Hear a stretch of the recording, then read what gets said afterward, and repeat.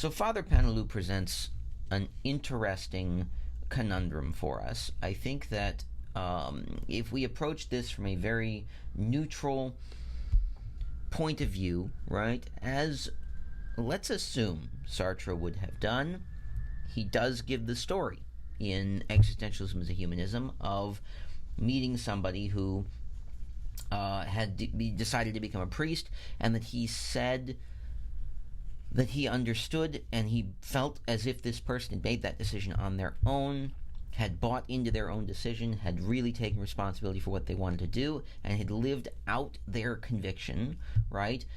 Do we see the same thing in Father Paneloux? I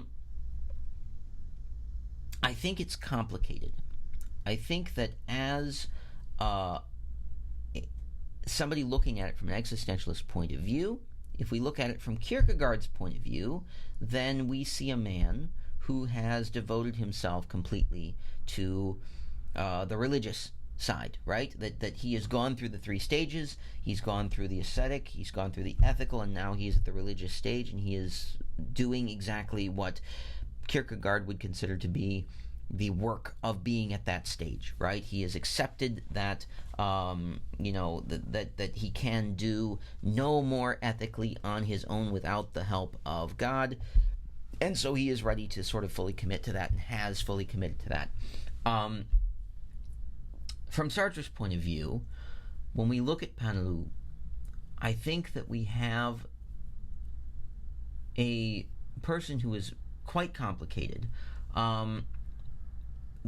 The job, the vocation of a priest is, of course, to proselytize, to bring people into the faith, and to try to show people the meaning in what is happening in life, or at least to give them an idea of where God could fit into their lives.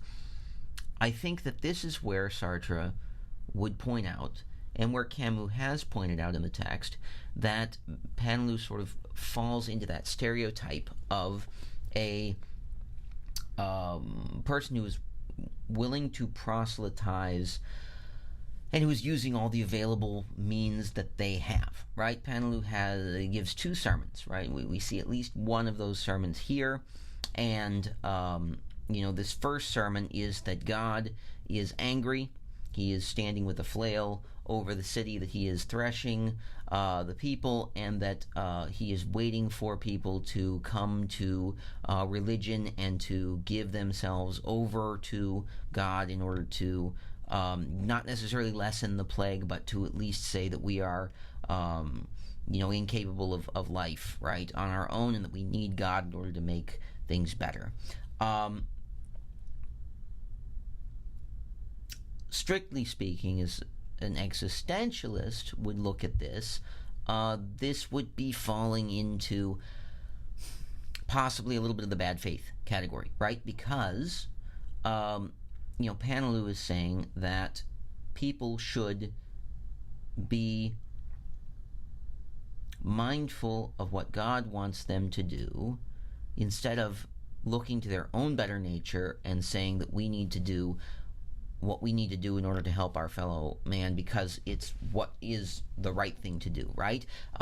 He does use this image of, right, the anger of God, the wrath of God, and the punishment of God in order to suggest to people that they turn from their wickedness, right, and that they sort of come to religion. And as far as Sartre and Camus would be concerned, that would not necessarily be an act of bad faith, but it would be an act of sort of exploitation of faith, right? That you are not asking people to look into themselves, you're asking people to look beyond themselves and look to something else to give them meaning. Now, here is the question. As a group, as you look at this, right, we're coming from all different places, religions, convictions, backgrounds, right? And it may be a little bit complicated sometimes to look at a situation like this and sort of evaluate it from a point of view that is not our own, right? But as strictly existential thinkers, if we're looking at this strictly from, right, the point of view of the philosophy that we have evaluated, I think that we can evaluate Rieu and Paneloux in a different way, right? Rieu acts because he knows this is the best thing to do, and he is convicted by his own beliefs, right? Paneloux is no less convicted by his own beliefs, but he is asking people, right, to act not because they believe in themselves or because they know that things are right. He is asking them to act because it would be what God wants. And so I think when we look at the two, right, we see how Paneloux is sort of looked at as somebody with probably a very good heart and who is good at his job, but who is not necessarily a great example of how existential thought and responsibility should be used, right? Does Paneloux believe in his own convictions? Absolutely he does, but he puts those convictions on others. Rieu simply asks people to understand that, what is good for them is good for everybody, right? That our own better nature is what will help us in this plague, right? It might not solve the issue, right? It might not necessarily bring us comfort, but it will bring us together as people if we act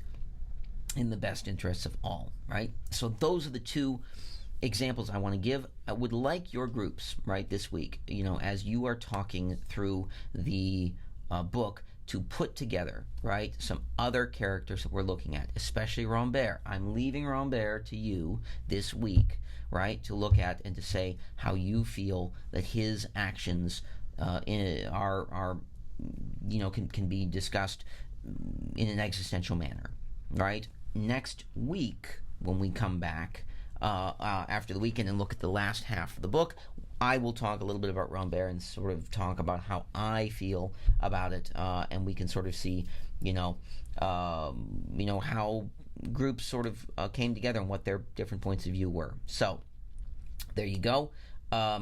Continue reading through the book. Right, we're going up through the middle portion, so right, section 3, right, ish. If you can get through section 3, you're good to go. It means that next week you've only got 2 sections to go. So, all right. So keep reading and be looking for the group discussion question.